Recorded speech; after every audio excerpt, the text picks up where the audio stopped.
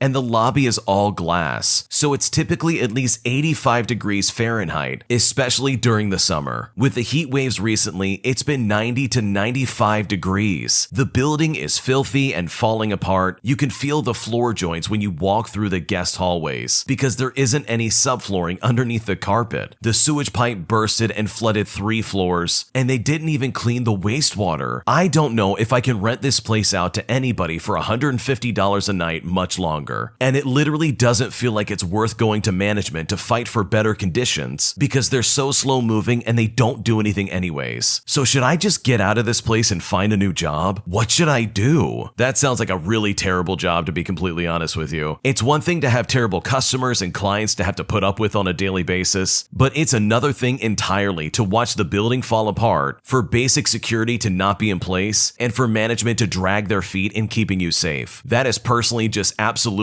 unacceptable. And the fact that some psychopath barricaded themselves in your office and management had the audacity to blame the staff was more than enough for me to say confidently that you absolutely need to find another job. This one does not have your best interest in mind. They don't care about you, and at the base level, safety should be the most important thing. And they went around and tried to blame the rest of you for something that could have easily been avoided if certain safety protocols were just in place. So that's my opinion. I would honestly get out of there and start looking for something else. If you can, get out of there with another job lined up, but if you just straight up quit, I don't blame you as well. Also, I think it's worth noting, you should definitely report these people to OSHA. There is absolutely nothing your management could do to stop you from doing that, and they can't fire you for reporting unsafe work conditions. And trust me, nothing will get things moving faster than an OSHA violation looming over this management team. They do not want that because that's a nightmare to deal with. So honestly, get out of there and get out of there fast, because these people do not have your best interests in mind, and you can find a job that's going to actually provide some semblance of security for you and make you feel safe and comfortable as you work. My entitled mother steals my collectible coins worth a lot of money and eventually gets caught, and when I confront her about this, she lies to my face, and I honestly could not be more disgusted. Today, I unlocked an old memory from when I was a teenager. Important for context, in my country, from time to time, a new special coin is made. It has the same value as the others, and the only reason it's special is because of something engraved in it. It can be an animal or an important person. People like to collect them just because they are pretty, and others like to collect them to have a formal collection. This has been going on since the 2000s. Now onto the story. My best friend's aunt worked at a bank where these coins were ordered, and because of that, she had the same coins but laminated. She gave each of us one every time a new one came out, so I had a pretty big collection of those. You could get an album to store them in, but I wasn't into that much, so I had them stored, dreaming of a time where they would be worth a lot of money. Well, that was a time I used to live with my parents, and honestly, I don't have a great history with them, but they gave me a free roof over my head and food in my belly, all until I moved. I remember I traveled for a month and came back to my room evidently fully searched. I used to smoke a lot of herb in there, if you know what I mean. So coming back to my room that was very obviously rummaged through, I figured she was searching for that, and I didn't care as I didn't really cover it up. Upon further inspection in my room, I realized very quickly that my coins were missing. I had originally about 20 of them, but I only found 4 or 5 in my drawer. I was absolutely shocked by this. Worst of all, I knew it was my mother who had done this, because my father would never go through my room like this. So I confronted my mother, and once I did, she said she was only looking at them and wanted my father to see them. I know this is absolute BS, but what else can I do? I took what was left and I just hid them. What she did to the rest, I will never know. And I don't know if she sold them or used them as gifts. As a kid, I hid my stuff all the time, but I guess she took her time when she thought it was worth it, just so she could get to my coins and try and take them for herself. Much to my demise and to my own regret, even once I did get these coins back, I later discovered that 4 or 5 of them are still missing, and my only conclusion is that my mother stole those as well. And honestly, that is just overall incredibly disappointing. How disgusting of the mom to do that. She waited until her son was gone on some kind of trip for a month, and then just straight up raided his room as if he's never coming back. And she wasn't even subtle about it. She just blatantly started looking through stuff, and when she found what she wanted, she took it and ran. And that's just really disappointing, to be completely honest with you. I know if I was collecting something as a kid and somebody stole it, I would be heartbroken. But even after that of getting it back from your mom who stole it, you not only find out that some of it's missing, but then when you finally get it back officially, she steals some more of it again. I mean, personally, that is not a family I would want to keep in contact with. So I'm really sorry that that happened to you in your childhood and that your mom was such a piece of garbage, but at least you have your own life as an adult now, and hopefully you're able to redeem your own childhood and hopefully get some of those coins back in your possession. I'm not sure how much those things cost or what kind of process that would be to get some of the originals from the early 2000s, but I think it would be fun to at least collect those again and to complete the collection with what you did have, because you deserve it. You worked hard as a kid, and I think you owe it to yourself to replace those coins and to complete your collection. My dad won't stop coming to my apartment, and it's honestly driving me and my mom insane, and we're not sure what to do. My mom and I recently bought an apartment together where we split the rent and I cover the utility bills. It was intended to be a place just for her and me while my father continued to stay with his extended family. When my mom and I are together, we help each other out on chores and other needs for the house. It's a nice cooperative relationship, but with my dad in the picture, things tend to get difficult. He sort of forces himself into our small 2-bedroom apartment, kicking my mom out of her bed until she was forced to get an air mattress to sleep on in her own place. He makes us cook for him, clean for him, and he won't even get his own clothes out of the bathroom after he bathes. At any point in time, he'll make us drop whatever we're doing to attend to his needs. When he's here, neither me or my mom get any good rest. There was even a point in time where he took my mom's bed, forcing her to sleep on a thin spare mattress with a thin blanket because she and I wouldn't fit on my single bed. Recently, he took a leave off work. He used to come only once or twice a week, which is fine. He's family and it's nice to see him, but now he's here almost every day, and I don't want my mom to keep sleeping on an air mattress and attend to his needs. I tried to talk to him about it once, but he got extremely defensive. He said he just wanted to be with us and that he's not asking much. Of course I want to see my dad, but I don't want to see him 24/7. That was the entire point of us moving out. He is crossing a boundary and I can't seem to get him to see reason. We are absolutely miserable with him. My mom and I can't last another 2 weeks like this, and I honestly don't know what to do. My first immediate question with this story is why don't they get a divorce? But thankfully the original poster went on to explain that in the country they live in, divorce doesn't really exist. So this is a soft separation for them, while also explaining that the dad in this situation treats his kids as well as his wife just like this all the time. He sits around and makes them do everything for him. And for me, it's starting to add up why the mom and the daughter decided, hey, I'm gonna get away from him. Because this behavior is just absolutely unacceptable. Like they moved away for a reason, and the mom is no longer with the husband because, well, divorce isn't an option, which is really unfortunate to be completely honest. And it's really disappointing that this guy is disrespecting respecting these boundaries and coming in and basically moving in. I think at this point, it's time to just start saying no and denying him access to your apartment. You need to be very firm and say no, you cannot come in. This might be the only way for him to catch on and to know that, hey, I'm not welcome here. Like, sure, maybe once or twice a week for dinner, but not to move in and kick my mom out of her bed. I think you should also encourage your mom to try and have this conversation with him. He clearly does not understand that this is a soft separation. From the sounds of it, he's just not going with that at all. So I think you need to lay down some very serious ground rules, and if anything, change the locks on your apartment. There's a good chance you probably gave him a key to your house, and honestly, you gotta get rid of that. So hopefully this works out, and hopefully he's able to see that no, he's not welcome here all the time, and that he needs to start respecting boundaries or he's just not gonna be able to come over. My fiance is always grilling me about what I'm doing on my phone, and it has gotten so obnoxious and completely exhausting. My fiance and I have been together for a year and a half. I am absolutely in love with this woman, but lately I've found myself depressed, incredibly stressed out, and possibly less in love with her. I work in IT for a private group of physicians. It is a small company and everyone is sort of close-knit. I use my own personal cell phone for work things. This was my choice as I don't like carrying around two phones. And the people I work with call and text me a lot, almost every day, mostly through text message. I befriended one of our employees who is female a few years back. Completely just one of those things where a lot of people we work with are kind of lame, so there's not really anyone to talk to, but we are more social and open, so we became friendly at work. I have messaged this friend about work things, work gossip, and everything in between, and even asked her about the ring I bought my fiance, just so I could get another woman's opinion, as well as the plans I had for the proposal. A few months ago, while at a work gathering that my fiance was invited to, we were all sitting at the same table, and the coworker goes on and on about the things we talked about, how excited she was about the engagement, work gossip stuff, and so on. This apparently bothered my fiance quite a bit, and she asked me a ton of questions about how much I talk to this person, as well as what I'm talking about, and if she ever flirts or if I ever flirt. She was going after every little detail. I assured her that nobody was flirting, and I answered all of her questions in detail. And even though I'm giving detail, she wanted even more detail. That happened about 3 months ago, and since then, I pretty much cannot use my phone around my fiance. She is constantly asking me what I am doing, who I am talking to, and what's that notification all about. Pretty much the whole 9 yards. To make matters even worse, this coworker texted me a few weeks ago before I left the house for work about a problem on her computer. She included a couple of emojis like a sad face and an angry face, and to be honest, this person uses a lot of emojis, and I do as well. I quite enjoy them, and they are a great way to present emotion in text messages, in my opinion at least. I was in the shower when I got the message. My fiance saw it, told me someone texted me, and I asked her to read it to me. She was instantly upset about it, and I could tell, but I blew it off knowing she had an issue with me being friends with this person, but I still had a job to do. This wasn't a message like, hey, what are you doing for lunch today, or anything like that, but rather it was a, hey, my computer isn't connecting to the VPN, sad face, angry face, can you check it out later? Well, later that day, I get home and I can tell she's bothered, but it was so ridiculous in my opinion, I just ignored it and hoped she would realize how ridiculous it was and just move on. It was sort of forgotten about for the time being, and the next days were normal until about a week ago when a doctor called me after hours at home. There were some files locked in someone else's computer, and the doctor asked, which computer ID is 799? These are files locked and I need them unlocked right now. I said, 799. Oh, that's my female coworker's computer, which just so happens to be the one I'm friends with. Yeah, I noticed earlier today she had a lot of files locked up. Everyone was pretty busy today. She probably just forgot to release them before logging out. The doctor says okay and gives them a call to have those files released. All of a sudden, I am absolutely bombarded with questions, as well as the shower text message being brought up too. My fiance says, so you just know her computer number from memory? You knew she was busy today? And so on and so on. I start answering her questions and explain that yes, I manage like 70 computers and I know all of their numbers. And yes, I've been at this job for 12 years, of course I would know the numbers. And yes, I saw she was busy. I saw that everyone was busy. Literally part of my job is to monitor those things. I continued answering every detail and even showed her on Snapchat the next day all of those things I do at work to try and make her understand and ease her mind. However, ever since the work gathering, I pretty much cannot use my phone around my fiance because she always asks me who I am talking to and what I am doing and wants to know all of the details about everything. thing. Eventually, I brought this up to my fiance and said, hey, look, is there a problem here? I feel like I just can't use my phone around you. Do you not trust me or what is going on? She says no, she trusts me. She just gets in her head sometimes. And that was pretty much that. I was vocal about this bothering me, but it was kind of brushed aside and we moved on. Except it kept happening. So in order to stop all the questions, I've just stopped talking to people or checking social media, news, emails, everything. I have turned off notifications for almost every app on my phone. I have found that by doing this, I have isolated myself and now all of my attention goes to my fiance for the most part. I was cooking the other night and wanted to look up a recipe on my phone, but I was afraid that I would have to start answering a bunch of questions again, so I just made something up and I didn't have the recipe for it. I'm not sure if I'm relaying the information correctly here, but this has become such a problem that I've become depressed since I feel very isolated from my friends and my social life. A lot of my friends are homebodies, or they live out of state, and messaging or Snapchat is how we communicate. Let me also say that early on in our relationship, I removed every single female friend I had on Snapchat because that was an issue then as well. I just thought it was easier for me to remove my female friends. Mind you, these were all completely platonic, and almost all of them were lifelong type of friends, than to deal with the questions or have my fiance think anyone is up to no good. Yes, I know that was the first red flag. Anyways, I am also just completely stressed out. I am afraid of my phone making any noise or lighting up for any reason, because then I'll have to explain why and my day is just ruined because I feel like my fiance doesn't trust me whatsoever. I mean, I'm not even sure if it's a trust thing. I can't fathom why she would have a trust issue with me, as I have not given her any reason not to. We are almost always together. We live together, and I just don't know. I can't imagine how I would even be able to cheat on her or whatever she thinks. I find myself not wanting to be around her because of this. I don't text her as much while I'm at work, and now that is a problem as well because I get messages like, oh, you don't like talking to me during the day now? And I mean, yeah, I'm upset about it. I don't really want to talk about how my day is going with her because it's not going well, you know? Also, because of this, my mind is in stay off your phone mode all the time. What should I do here? I've tried talking to her about it and telling her how I feel, but she just says I'm sorry and I don't know why I do that. And then we move on until it happens again the next day or two. I honestly feel like I am starting to love this person less because of it, which honestly depresses me. Am I being controlled or even abused in some way? What is going on and what should I do? Your fiance is incredibly insecure, jealous, and controlling. I'm just gonna say that outright. Maybe I'm being a little harsh here, but the way she's acting is absolutely inappropriate. And this is major red flag territory for me personally. Workplace camaraderie, especially if you work from home, is one of the few things that can keep you sane. Working from home can have some great benefits to it, but you sacrifice having any employees to be friends with. So the fact that this guy can't spend any time on his phone with his friends who are basically across the country is just not fair. He is now, as a result, isolated and feeling like he doesn't love his fiance anymore. Like throughout this entire post, I was waiting for the moment where it's like, oh, that's what you're doing wrong. But you're literally doing everything you can to appeal to your fiance, who, by the way, isn't making any steps to improve her behavior. It seems like this is her pointing out all these hypothetical situations out on you without her making any steps to say, you know what, my boyfriend and future husband is being loyal. Like, why would you be paranoid of your significant other doing something if they've never had any signs or anything related to ever being disloyal to you? In my opinion, that is very controlling and abusive behavior. The fact that this has led to you being depressed, paranoid, and feeling like you can't love her anymore is enough evidence that something has to change. And this is also something I think if you ignore will only get worse. So couples therapy probably wouldn't be a terrible idea, to be completely honest with you. Or at least calling her out every time she does that, because maybe she's just actively ignoring how abusive and how toxic this really is. Either way, a conversation definitely needs to be had, because if you have any hope of ever wanting to be with this person for the rest of your life, this behavior absolutely has to stop. My husband is secretly recording my female roommate behind my back, and after I told him and confronted him about this, he completely denied the issue and deleted the footage he got of her. And now I'm at a complete loss of what to do. I need to get this situation out because I'm feeling every sort of emotion and I can't tell anyone. It was a Tuesday, and me and my husband had just returned from a cafe for breakfast, and he went right downstairs to the bathroom. I decided to take our dogs for a walk, however, I couldn't find their leashes for the life of me. I look everywhere and knock on the bathroom door to ask my husband if the leashes happen to be in there. They have ended up in there before, but he wasn't responding, so I opened the door just a little bit to repeat the question. It sounded like he slammed something down, which I'm pretty sure was a laptop, and was all of a sudden very frantic. I closed the door, respected his privacy, and just tried to find other leashes. But I was curious, so I went out to the garage where there was a window into the basement bathroom. We are married and I wanted to make sure everything was okay. I peek in quickly and he was on a laptop that I had never seen before. I honestly thought nothing of it at first. I then caught a glimpse of what he was watching and I just froze. I couldn't stop watching it too. I was in utter disbelief. At first, I thought it was a sketchy video, if you know what I mean, and still wasn't too surprised. But then I noticed the video and that it was taking place in a bathroom. But the bathroom happened to have the same layout and the same towel as my roommate's bathroom upstairs. As I watched this video, a female began taking off her clothes piece by piece, as well as getting into the shower. When I saw this, I started to spiral, and everything started to come together in my head. He was spying on our roommate. I literally began to shake and convulse. I ran as fast as I can to my roommate's bathroom upstairs, all on the main floor, and noticed in the outlet a charging port. As I looked closer, there it was, a little nanny cam right in the charging port staring back at me. I felt every emotion humanly possible and had no idea what to do. I started wondering where he got this thing and then ran to our shared laptop to pull up all existing Amazon orders. I order regularly and scroll frantically, and guess what? There it is. Purchased 4 months ago. I pull the camera out of the socket and am looking everywhere for how to open it. Not finding any instructions, I rip it apart with a kitchen knife. I get it open only to find that the SD card slot was empty, but I decide to take action. I approach my husband, who is now lounging outside, and set the laptop down in front of him with the proof of purchase and ask him straight up, "Why did you get this?" He gets up and is pretending to not see it properly. I know he's thinking of a way to explain as he's wiping off the computer screen. He then takes another 30 seconds and says, "Oh, it was a mistake. I meant to buy something else." He notices me looking terrified at him with my arms protectively wrapped around me and begins frantically coming up with the most stupid excuses. He says, "I was getting a toothbrush light that helps with counting the seconds on each side." That being one of my personal favorite ones that he came up with. At this point, and even now, he doesn't know that I saw him watching the literal footage of our roommate. There he was, crying in the garage, acting like he had no idea it was a camera. I felt more sickened knowing that he was looking right at me and lying so well right to my terrified face. I then gave him basically the destroyed port, and off he goes to try and lie some more. He brings up a couple of laptops that he said were for gaming and is looking at the port saying, "I don't even think this thing has an SD card." I then start to get angry at how stupid he thought I actually was, and then say, "You know that there is an SD card, and I need you to get it right now." He looks at me and pretends he magically found some lying around the house. My adrenaline starts to go down and I get really focused. I put the SD card in our shared laptop. I click on the drive and behold, nothing. He deleted everything. There was even a file labeled captured that was magically empty. He was sitting with me still acting like he had no idea what was going on. I say to him, "Wow, good job managing to delete all of those videos." I shut the laptop feeling disgusted and mortified. I give myself some space and he acts like he did nothing wrong. It has now been 24 hours and he made dinner. I literally threw it out and left to get food in fear that he would poison me. I still haven't brought up the fact that I literally watched him watch those videos because I'm both terrified and exhausted. I reached out to 5 couples counselors. I didn't sleep and I'm honestly just completely mortified. What should I do? This is a nasty situation because this guy is literally spying on your female roommate, and that is not okay. But there is a silver lining because even though you've deleted something off of a memory card, it doesn't mean that those files can't be recovered. So if anything, you might be able to take the memory card as well as the laptop straight to the police. What he is doing is absolutely not okay, and he definitely needs to be accountable for it. I'm so sorry this is happening to you, but I completely understand that you would be mortified. I can't imagine my significant other doing this, betraying my trust as well as my roommate's trust, just to spy on somebody. It's absolutely terrifyingly disgusting, and I'm so sorry you're dealing with this. An entitled Karen steals my car keys, claiming that I couldn't possibly be the owner of my car, and as a result, she got arrested and had to do some jail time. Here's what happened. This incident was so stupid that I can't really help but share the story since my friends keep telling me to do it. What I find the most weird about this is that my car wasn't anything super special. special. It was just a yellow 2009 V6 Chevy Camaro with black stripes on it. When I bought it, it was super cheap because the passenger side door had been smashed in somehow and there was already 130,000 miles on the odometer. But somehow the title was still good. No idea why, nor do I really care. All I know was that the car looked like a good deal, so I bought it. A friend of mine who works in auto body fixed it up for me. He said that most of the damage was to the door itself, and I just needed a new door after he made a few tweaks to make sure everything was straight. Together, we managed to find a door at a salvage yard that was the same color. A little work and the car looked almost new, and it became my fun ride to commute to work or just to drive around in when I didn't feel like using my other car. I didn't do any modifications to it. I'm not one of those guys that's into speed or any crazy mods. I liked the car because it looked cool and the gas mileage wasn't so bad with a V6. In fact, I wanted a V6 Camaro because I heard that they're usually in better condition than the ones that have a V8 in it because people typically drive the V6 more for looks rather than power. I drove that Camaro for a year before running into a random entitled Karen at a supermarket last year in September. Those places tend to draw Karens in the regular, especially in the state I live in. I've seen many Karens before, but was lucky to hardly ever be noticed by them. I was shopping for some stuff to make dinner and was about to head home when I found the Karen with her young son all over my car after exiting the store. I'm guessing the boy was around 4 years old, and his mother was taking pictures of the kid sitting on my hood while the kid kept smiling and gleefully saying Bumblebee. Yes, I understand the reference and I've heard it all before from the movie Transformers. I don't like people messing with my property, and I told the kid to get off. The entitled Karen took one look at me and told me to mind my own business. Now, I'm 29 years old, but I have a bit of a baby face, and my casual clothing made me look like a teenager, so I guess to her, I couldn't possibly be someone who would have anything to do with such a nice car. I told this entitled Karen to get off of my Camaro, and she bluntly told me that there's no way this was my car because I'm too young. So I pulled out my keys and I hit the alarm button on the remote. That made the alarm start blaring for a second, and her kid jumped off while screaming and crying because I had frightened him. But rather than paying attention to her crying kid, the entitled Karen came running at me full speed and managed to shove me hard enough that I fell over. The next part is a bit hazy. I got a bump on the head and that crazy Karen slurred every word she was screaming at me. She stepped on my arm and pulled the keys from my hand before I really had a chance to react. Though she didn't really hurt me much, she was also not a big woman, only about 5'2" or something like that. I'm about 6 foot and I weigh over 170 pounds. When I got to my feet, she was comforting her crying child and telling him that I was a mean person. I told her to return my keys, but she got upset and said there's no way the Camaro was mine. I again stated it was and would only give her one more chance to return my keys. Well, she decided that she wasn't going to give them back. Instead, she handed them to her kid, who proceeded to start playing with the buttons on the remote and unlock the doors. I had had enough at this point and I got my phone out and I called the police. When the Karen saw I was on my phone, she started screaming and charging at me again, though this time I easily dodged her and she nearly fell on the asphalt and screamed that I had assaulted her. I never even touched her, and I said that out loud. The 911 operator was listening to everything that was going on, and I quickly told her where we were while this insane woman was still screaming at me. Pretty quickly, 2 police cars showed up. At this point, the Karen had locked herself in my car with her son and started the engine to run the AC. I explained everything to the police, and they knocked on the window of my Camaro to get the entitled Karen to open it and to give them her side of the story. She claimed the car to be hers and that I was just some stupid teenager that tried to carjack her. Then she started bragging to the police officer that she pushed me down and took me out, completely admitting that she had assaulted me. The officer asked me to clarify if she really did push me over, to which she bluntly said yes. I told the police officer to look in my glove compartment, and in there was my insurance card and a copy of my registration. And they could compare the name on my license just to have added proof. When this entitled Karen heard that, she got out of the car and finally admitted it wasn't hers, but then said there is no way it could be mine, and that she took the keys from me to try and find the real owner. That quickly earned her some shiny new bracelets, and she was put screaming into the back of the police car. The parking lot had cameras, so it was easy to prove the assault, though I only really got scratches, a bruise on my arm, arm from where she stepped on it, and a small bump on my head. After the Karen was taken back to the station, they found she was high on some kind of substance, which explains why she went so nuts. I, of course, pressed charges, though my testimony wasn't really needed since the police had the closed-circuit television from the parking lot, as well as the audio from my phone call to prove that she was guilty. This turned out to be the third offense for this entitled Karen, and she got 2 years in prison because of this. The whole incident made me rethink owning the Camaro, so in the end, I sold it. I basically got back everything I had into it anyways, so in the end, I broke even. I doubt I'll ever want to get another sports car ever again after getting assaulted by that crazy Karen. This crazy situation is unbelievable. I can't believe that a Karen tried to steal your car. This lady straight up assaulted the original poster, got in their car, and then tried to claim it was theirs. I mean, what kind of game plan is that? You're definitely not going to get that past the police, and it's not like the police are going to outright believe you and be like, oh, of course it's your car, go ahead. Like, they're going to check registrations, license, they're going to make sure everything's where it should be. But this lady thought, oh, if I just say it's mine, I can get away with it. Absolutely tragic overall, especially with the fact that he had to sell this car just to get rid of it, because apparently people kept bothering him about it. And I know exactly the car he's talking about, and it really is a cool, very popular car. But I completely understand where he's coming from when he says, nope, it's just not worth it. Because sometimes you want to drive around in your car and not be bothered, and people can be very, very weird. So it's awesome to see this Karen get exactly what she deserves. And it looks like after so many offenses, jail time's the only thing to make her stop. So hopefully now this person can just drive around in peace, and they won't have some crazy entitled Karen trying to push them down and steal their car. Today, I messed up by not paying attention while making a smoothie, and boy do I regret it. So I make a smoothie for lunch pretty much every day, with more or less the same ingredients in it. Some frozen fruit, some yogurt, juice, ice, and some protein powder. But today, I was in a rush, and I was trying to make it quick, because I was trying to get back to a multiplayer game I was in the middle of. I was at the very end of my protein powder jug, which comes with a little plastic scoop to act as a reasonable serving size for the protein. I put the powder in and I thought I put the scoop back in the empty jar, but boy was I wrong. When I turned on the blender, I noticed that there was something stuck rattling around. The blender I use is nearly 10 years old and often has trouble blending these smoothies. And so I didn't think anything of it. It was probably just some ice. So I stopped it, shook it a bit, and tried again. After doing this one more time, again still trying to rush and not giving it a second thought, eventually everything blended together just fine. So I poured the smoothie, and immediately upon drinking some of it, I noticed some crunchy bits of something in the smoothie. This is where I think most people would think not to drink it, but I somehow thought that, again, it was probably fine, just something that didn't blend perfectly. The fact that I had some trouble blending reaffirmed this idea, and it tasted fine anyways. It was only after about 3/4 of the drink, the full thing being about 24 ounces, that I looked more closely at the smoothie and realized that whatever those bits were did not look like ice or anything I would normally put in it. And this is when it dawned on me as to what it could be. So I went over to check, and surely enough, the protein powder scoop was gone. I somehow not only managed to not realize I was blending it in the first place, but then not question the obvious plastic chunks in the smoothie until it was almost gone, basically eating the entire thing. I did some Googling, and it seems I'll be fine, but I'm honestly still in disbelief that it didn't occur to me sooner, and I feel insanely stupid. I'm just glad it wasn't something much more toxic that I dropped in there without thinking. Based on my lack of awareness, it could have literally been anything. Although I suppose that is probably the best way of getting rid of something. Just throw it in my smoothie, because clearly I won't notice. That is absolutely hilarious. You know you need to pay attention more in life when you don't taste the plastic in your smoothie. To his credit, it probably didn't taste like anything. It was probably just crunchy bits that he's like, yeah, you know, it's probably just ice. I think if anything, he definitely won the speedrun world record for consuming microplastic as fast as possible. All jokes aside, hopefully this guy's okay, and hopefully there's no negative repercussions as to when this comes out later, if you know what I mean. Because I can imagine that's gonna be really gross, and hopefully there's no pain included. So best of luck to the original poster. I think you're gonna need it. Today, I messed up by taking a joke a little too far and possibly damaging some relationships, and I'm not really sure what to do. First, let me start with some backstory. I started a new job last month and needed to move across the state for it. On my first day of orientation, I met this girl who we will call Sarah. That's not her real name. She was just starting as well. I immediately thought she was cute, and so I set out to get to know her better. I learned that she was new to the state, having also moved for the job, and and as a result, she also didn't know anyone in the area. We started talking and really hit things off, and we quickly became friends. We started going for walks together and hanging out. I attempted to formally ask her out one day, and then found out that she was actually in a long-distance relationship with her boyfriend of almost 2 years. I was definitely disappointed, but I really enjoy hanging out and talking with her, so I asked if we could still be friends, to which she agreed, thankfully. Through one of our conversations, I learned that she wanted to get into Stardew Valley. It's a great game, by the way, and I encouraged her to get it. She found herself struggling with the game mechanics, so I went over last week to play co-op with her and help her understand how things work in the game. For those of you who are not familiar with Stardew Valley, you build relationships with the NPCs by giving them gifts, with some characters liking certain gifts more than others. She was starting to get mad, saying that the characters should just be happy that they're getting a gift at all. This led me to make a joke that by that same logic, she would be happy to receive a super random gift, like a potato or something like that, which I then tell her I would give her the next day. So, as a man of my word, the next day at work, I show up at her desk and gave her a potato, to which she found absolutely hilarious. I wish this is where the story ended, but if that was the case, I wouldn't be posting it now, would I? Things definitely spiraled out of control from here. The next day, her mom came to visit Sarah for the weekend, and thinking it would be funny, I decided to deliver a potato to her apartment so she would be forced to explain it to her mom. I had an empty Amazon bag that I put a potato in, along with a piece of lined paper with a crudely drawn heart on it, and dropped it off outside of her apartment while they were shopping. Upon their return, she found the box and I believe found it really funny how I stuck with the joke. Sarah and I have a similar sense of humor, so I assumed she would know and understand that the heart was part of the joke and not anything more. Her mom, however, didn't see it that way, and upon seeing the heart, accused Sarah of cheating on her boyfriend with me. I quickly apologized to Sarah for taking the joke a bit too far and causing her mom to think that she was cheating. Sarah told me that she cleared it up with her mom, so I assumed it was fine and back to normal. Well, last night and today, Sarah and I have been messaging each other, and last night I noticed that her normally longer messages had all but been reduced to 1 or 2 word responses. This seemed out of character for her, so I asked her if everything was okay. She told me that right now isn't really a good time, and how she was still angry about the whole thing this weekend. As far as I was aware, she had thought the potato delivery was funny, so honestly I had no idea that she was actually angry about it. This morning she told me that she has a lot going on, and she would appreciate it if I gave her some space and didn't message her for a while. This is super disappointing to me, because she had quickly become my closest friend in this area, where I don't know many people, and now I may have lost her as a friend because I took a joke too far. So here I am posting this, down one good friend whose life I inadvertently made significantly more complicated. It sounds like this all got back to her boyfriend pretty quickly, and now she's having some kind of relationship problem. I think you came at this with good intention, and you really were just trying to make a joke, but I think you definitely crossed the line in my opinion. Maybe I'm the outlier on this, leave a comment and let me know if I am. But something like that seems more like flirting than a joke in my opinion. She already knows that you were interested in her at some point, and you were at least good friends to a certain extent, spending time playing video games, and at least having some common connection with that. But leaving a potato on her doorstep with a heart on it definitely kind of crosses the line of being a little bit weird, and in my opinion is a little bit closer to flirting than it is to just being friends. Maybe I'm wrong, leave a comment down below and tell me what you think, but I think that really did kind of cross a line, so I can completely understand where this lady's coming from. But in that same thought, let's look at it rationally for a second. It's a potato, and it's clearly a joke based on previous experience. Like maybe you weren't trying to flirt, but the mom as well as the boyfriend most likely definitely see this as flirting. I don't know, there's a lot of ambiguity here, so leave a comment down below. What would you do in this situation? Do you think the girlfriend's right to get upset about this? Do you think her boyfriend is causing problems in the background that maybe this guy just doesn't know about? Leave a comment, we would love to read it. My boyfriend's ex-girlfriend is someone he was planning on proposing to, and I can't help but think that now I'm just a backup option, and I don't know what to do. I've been dating my boyfriend for around a year and a half. He's my first love, my first time, and is really the first serious relationship who's treated me like how I deserve to be treated. It doesn't mean that things are perfect, but on the whole, we are in love and put in the work to make sure our relationship is as healthy and loving as it can be. We initially met in another city. I moved for a job, and now he's moving to be with me about 2 hours away next month. He's had 2 serious relationships before me. The first girl was his first love. They dated almost 4 to 5 years ago. She helped him through the death of his family member and then cheated about a year in, and so they ended up breaking up. They got back together almost a year later for another 6 months. They booked a trip to Europe together and ring shopped together so that he could propose at the end of the trip. That was all before she let him know she wanted to explore things with women and enter an open relationship. So as a result, he broke it off and she took her new girlfriend to Europe. His second year-long relationship was ended by the girl as she found someone on a dating app and they got engaged 2 months later. I would also like to note that I absolutely despise cheating and would never dream of doing what they did to him. I love this man and want to spend my life with him. However, I'm so worried he's hung up on his first ex that I struggle to let myself be happy in our relationship. I constantly compare myself to her and their timeline. She seemed more fun and carefree when compared to my type A tendencies. He says he wants to marry me, but will wait until he's emotionally and financially mature enough. I can't help but think that he didn't care about that when it came to her, and that he supposedly just knew that she was the one when approaching marriage with his previous girlfriend. I don't really sense that he's going to become so much more ready in the next couple of years. I want to wait since I'm still young, but I worry that on his end, I'm just around at the right time and that I'll never measure up to her and the carefree time that he had with her. He even mentioned recently that, you know what, we'd probably get along, as if it was supposed to be a compliment, which only reinforced my worry that I'm just a second choice. Why should she come up in a conversation at all? I love him and I can't tell if my anxiety is justified. Do I have the right to be worried? If not, how do I move past this retroactive jealousy? What should I do? It really sounds like you're just being overly anxious about this situation. I think worrying about what happened in a previous relationship is honestly completely pointless. Like, that's a stage of his life that is completely gone and done with. He loves you. He wants to marry you. To say that you're just some kind of secondary option is just not true. Currently, you're the only option. It's so unfair to compare yourself to somebody's exes. You are not like them, and that's a good thing. Otherwise, he wouldn't be with you. He clearly sees something in you that's worth spending his entire life with, no matter what. So honestly, I really do think you're just overthinking this problem, and you're making things more complicated than it needs to be. So if anything, I think just have an honest conversation with him and express your concerns. I think you'll quickly realize that none of your concerns have any grounding to them, and that in all actuality, he really does love only you and only wants to marry you. And that honestly might be the thing to get you past this situation. I just found out that I have 2 secret sisters, and it has completely messed up my relationship with my dad, and I don't know what to do. So last year, I learned that 10 years before I was born, my parents had twins and put them up for adoption. 2021 was the first year the records were unsealed, and my parents and the twins were able to contact each other for the first time. Basically, the twins reached out one night, and my parents told me the next day. But up till that point, I had no idea they existed. In terms of the twins, all is going okay. They're both really nice people, and one of them is building a relationship with my family and wants to be a part of our lives. The other one has some issues with the adoption and isn't ready to take that step. I am genuinely happy for the sister interested in getting closer to us, and I think she had wanted to find them forever, and I'm glad it has worked out. But still, there is this problem I have with my dad. Growing up, he was insanely hard on me, extremely unflexible, and extremely controlling. He is also very emotionally unavailable, with very little empathy for others. He was emotionally distant and a very insecure parent. Now, I was not a perfect teenager. I could be stubborn, and I had an attitude, and my grades were average, so I wasn't the best student either. But I never got into any major trouble, and I went on to grad school and run a successful business now. So finding out that he was literally dropping out of college and having twins at 20, while being so insanely strict with me for being an annoying but basically normal teenager, has really messed me up. On top of that, he idolizes the one sister that he's building a relationship with. Essentially, he talks as if she could walk on water, when in reality, he has met her only one time, and that is as an adult. I'm sure she had her annoying phase as a teenager as well. I mean, she's human, right? Meanwhile, he continually undermines and puts down my life decisions. Anytime I take steps to improve my life, he puts them down, even though I know they were the right choice and it paid off. And he straight up acts like the other twin. You know, the one who wants nothing to do with them right now. I know this fantasy person he's idolizing doesn't exist, but it does hurt that he acts like he finally has a good daughter while finding finding ways to take out his anger on me and put me down. He doesn't have the self-awareness to realize how he's acting, or how it would undermine my new relationship with my sister. Basically, he is insufferable right now, and I hate every second I spend with him, so I've tried to minimize my time. At the same time, he is 70, and the clock is ticking, so I don't want to feel like this when he eventually passes away. I want to have a productive conversation about how hurtful he is being, all so we can try and move past this. Has anyone dealt with this type of resentment and have advice for how to start the discussion? I am getting a therapist, by the way, and I start on Tuesday, but in the meantime, I have no idea what to do. What should I do? I think you've really expressed your opinion and where you're coming from quite concisely, and you've done a really good job of saying, hey, this is what I like and don't like. And the fact that he is gravitating towards this new sister who you never knew about, while also putting you down at every chance he gets, is completely toxic. I think if anything, you should just be ready to go in there and speak your truth no matter what he says, even if he ends up still rejecting you. And if he still ends up rejecting you and putting you down and treating you like garbage, then let that be your sign to move on and get away from him, because nobody should have to deal with that, no matter what age they're at. So I'm really sorry you're going through this, and hopefully it all works out. My entitled sister thinks that she, as well as the rest of her family, is entitled to my husband's paycheck. And after years of financial abuse, as well as them taking advantage of me and my husband, we have simply had enough and put our foot down and told them no more. Here's what happened. My sister and I have always had a rocky relationship. Her husband and my husband are brothers, so we've always had that distinct closeness. Due to poverty, I only graduated from a 2-year course. My husband is the successful one in the entire family, basically. He graduated from college with a Bachelor of Science in Marine Engineering and is now a chief engineer. He works overseas while I manage a small store at home. Meanwhile, my sister and her husband didn't graduate. Their source of income had always been from selling fruit shakes in front of schools. It wasn't a steady income, but their daily needs are still met. Since my husband and I have the capacity to help, I've asked my husband to help my relatives. He agreed, and now we finance the education of more than 10 people. Our relatives, the neighbors' children, people we hire as help, you name it. Aside from that, we also help my sister's family with everything we can, even on demand. Back in 1999, I was pregnant with my first child. We used to live in a small town far from the nearest hospital, which was kilometers away in a city. So my husband and I decided to move into the city to be near basic commodities like schools, hospitals, and markets. There were markets and schools in the small town, by the way, that we did live in, but the city just had better accommodations. My sister was livid when I told her the news of us moving. She reasoned that, well, what about her family? Their income won't let them survive that long. I was so stressed, and weeks passed by that I forgot it was the 9th month of my pregnancy. And on December 6th, I hurried to the hospital. My friend already agreed that I'd be staying in their house for now. The next day, my first child was born. I asked my cousin and my friend to fetch my belongings from the house, because I had already decided to move to the city for my baby. When my friend and cousin went to the house and fetched my clothes, my sister went on a tantrum. She threw all my clothes outside and basically said that she hopes that terrible things happen to my newborn child. I was devastated, of course, when I heard that, but life went on and I forgave her for that. Years later, I already had my second child. My sister's second child was about to go to college, so I financed her education. She wasn't able to finish college because of her choice, but I just brushed it off, despite having to buy the things that she would need for her school. Years later, her third child was ready to go to college as well. Now, this is where things started to go down south. My niece, let's call her Sarah, that's not her real name, during her second year in college, started to date. She was a lesbian and started dating this girl a few blocks from our house. By the way, we moved to another city still close to our hometown. My niece lived with us during this time, and I was pregnant with my third child. Little did I know, my niece would go out at night, leaving the gate open, and she would go clubbing with her girlfriend. I only found this out when my cousin told me that the gate was open one night. I scolded her about this, and this was also the time when I found out about her relationship. I told her that it was no problem and it's totally fine that she started dating, but I want her to focus on her studies, which means her girlfriend can't be in the house to be a distraction, and she can't go clubbing either. This is a once-in-a-lifetime opportunity. I called her mother, but instead of apologizing to me, she got angry angry and told me to get off my niece's love life, basically telling me that she can do whatever she wants. And of course, I was offended by this. What if she gets into trouble? What if she gets hurt? Who do you think's going to be accountable for this? That's right, me. We had months of quarrel over this, but thankfully my niece graduated. Around 2013 to 2014, I found out I got breast cancer. I was devastated, of course, and I had surgery and went through chemotherapy. During this time, another one of my brother-in-laws had a medical emergency. While I was in chemo, I also helped him with his disease. I don't know exactly the reason, but my sister's husband gathered his brothers and sisters, not including my husband, and plotted something against me. I heard that my brother-in-law actually said verbatim when he found out I got out of surgery, so is she unalive? I did not know what they were plotting, but when they invited me to come to their house, I didn't go. All I know is that they think I'm hogging my husband's money for myself. Yes, you heard that right. They said as siblings, they have rights to my husband's paycheck, which by the way goes into our joint account. This whole scenario just dug the hole deeper in my opinion. And the list goes on of all the times we finance certain situations in these people's lives. At this point, I have had enough. I have had enough of their demands and I have had enough of their bickering. I just don't know what to do anymore. So the last time my sister and I spoke, I told her to never contact me again. And if a rift between us is what they want, well, guess what? I will give it to them. I said that our relationship as sisters is severed and I don't want anything to do with them. My sister got offended by this and lectured me about family values and whatnot, even after I've given them so much money and time. Till now, I've still not talked to her or her family. I did speak to my brother-in-law and sister-in-law, but only for a brief moment. Honestly, I cannot believe how entitled and absolutely money-hungry these people are, but hopefully they stay out of my life. This is such a crazy story because I can only imagine financing that many situations and still having anything for myself. I mean, I can't believe that your extended family honestly thought they were entitled to your husband's paycheck. Clearly, your husband is doing really well with his job, and it is absolutely disgusting that they're just trying to leech off of you and your husband's success. Also, they then can take advantage of your money and not even follow through with half of the things they do. Like for the actual life-threatening emergencies, I totally understand that. But for these kids who went to college only to then drop out or to not take it seriously, like after the first one, personally, I would have been done giving them any money. At that point, I would have been just like, okay, get some student loans and figure it out. I'm not paying for this. They didn't take it seriously and they just basically took advantage of these people. And this happened for so long. Some of these situations quite literally date all the way back to the late 90s. I just don't know if I would have put up with this for that long, family or not. So good for this original poster for setting some serious guidelines and some boundaries with her extended family. You and your husband work way too hard to make what you do, and the last thing you need is some entitled, undeserving extended family member trying to rip money out of your pockets all because they think they deserve it, which by the way, they definitely don't. My coworker is actively talking badly about me behind my back after I tried to approach her and clear the air for a previous issue. Now I'm not sure what to do and I feel like I'm being intentionally left out of just about everything to do with my office. What should I do? Let me start off with some background information. The coworker was my mentor during my internship and still unofficially is. We're around the same age. I'm in my mid-20s postgraduate and she's in her late 20s. And we have been working super closely together for the better part of a year. This is my first legitimate career job and she has seniority over me. For the sake of the story, I will call her Sarah. That's not her real name. One thing about Sarah is that she talks a lot and can be very verbally reckless about her own business as well as other people's business, so I've always been wary to share anything legitimate with her. She has been kind of pushing us to be best friends, but I've been very hesitant. The only personal things she knows about me are things that I told her during my internship when I wasn't yet aware of her nature and felt obligated to do so. My point of all this is to say that she often puts her foot in her own mouth. Anyway, the other day, Sarah was chatting away and she mentioned family. I thought I would do the social thing and mention something silly and harmless about one of my family members, just to add to the conversation. But Sarah responded with snarky judgment and called my family member dumb, and that her family member would never do something like that. I was kind of stunned in the moment, but afterward the comment kept nagging at me and started to upset me. After all, she's told me all sorts of dumb stories about her family, but I never straight up insulted them or compared them to my own. She slightly really hesitated before saying dumb, so I'm sure she knew on some level that it was out of line. So I thought it would be the adult, mature thing to do to just nip the situation in the bud and confront it head on. All this to avoid some kind of situation later down the line. So I approached her and just asked if she could turn around so I could speak with her for just a moment about something that bothered me. I told her that I just wanted to speak about it now, so there wasn't a problem in the future. I said that I know her intent wasn't malicious, but what she said about my family member felt very inappropriate and that it really bothered me. I asked that she be a bit more thoughtful in the future. I assured her that all was good and made certain to keep my voice calm, even, and polite all throughout. The whole conversation lasted about 2 minutes. She didn't say much. She just looked shocked but apologetic. After that, I considered the issue taken care of, and I didn't think much on it later. However, a little while later in the day, one of the other co-workers we work semi-close with, I'll call her Rebecca, came to our work area, and I could faintly hear Sarah tell Rebecca that I was mad at her. A bit later, I could hear her angrily typing away in our private communications at the office and see her minimizing the window whenever I walked near her area. So I'm certain she was divulging everything to Rebecca about the situation. The funny thing is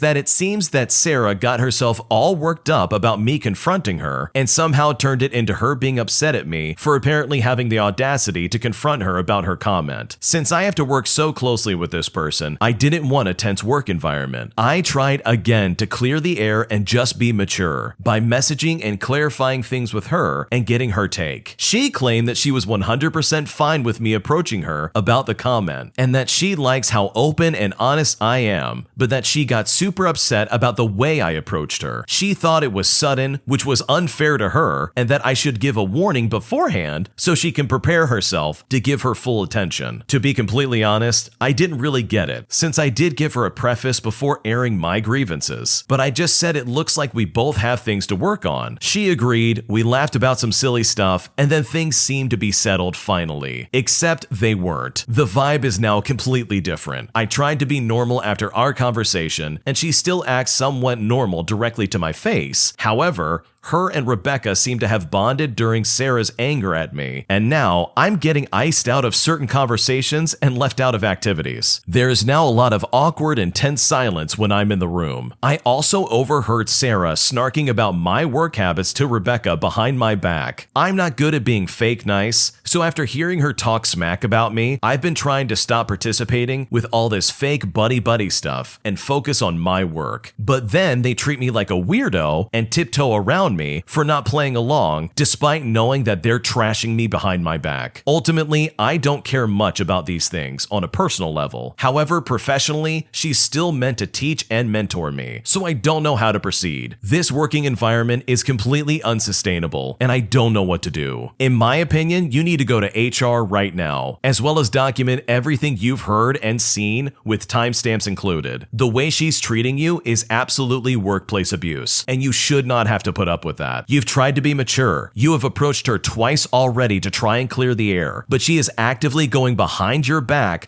to talk badly about you to fellow coworkers. You have rights and you don't have to put up with that. I also know exactly who you're dealing with right now. I've had coworkers like this, and let me tell you something, you learn very quickly that you don't want to be friends with them. They're the kind of person who would stir up drama just for the sake of having something to talk about, and they will drag you through the dirt simply because they can. And then they'll turn around and act like the victim of the situation, claiming you've done something that you haven't done. I know exactly what you're dealing with, and I'm so sorry you're in that situation. But you can get ahead of this. And just because she has seniority does not mean that she is exempt to all the rules that all of you follow. You better believe they can pull up her private messages and see exactly what she's saying about you to Rebecca. You don't have to put up with that. You don't have to deal with someone spreading false rumors about you, and you absolutely can fight this head on. So that's what I would do if I was in your situation, and I really feel for your situation because I know exactly what you're going through. So I genuinely wish you the absolute best, and I hope this situation works out because you deserve to work in an environment where you're not going to be treated like garbage on a daily basis. And I really hope this situation can be resolved and you're able to find that work environment that works best for you. I think that my boyfriend is cheating on me, but the only proof I have is based on who is following him on Instagram, and I'm honestly not sure what to do. My boyfriend and I have been together for just over 1 year. Lately, he has become very distant and withdrawn. He barely invites me over anymore. He doesn't call me by my pet name and seems totally disinterested when we are together, and even says ew when I tell him that I love him or that I miss him. He used to tell me how cute I was when I called him cute first, but again, now he just says ew. Having been cheated on before, I know the signs. I think he is pulling away from me because there is someone else in his life. He says he's become depressed, but I have a gut feeling he's more interested in someone else. As I said, I have no physical evidence of him cheating, aside from several new female Instagram followers that popped up on his page today. One of the new followers is a woman who posts inappropriate pictures, if you know what I mean, and the other one has a private account. Neither of them returned the follow,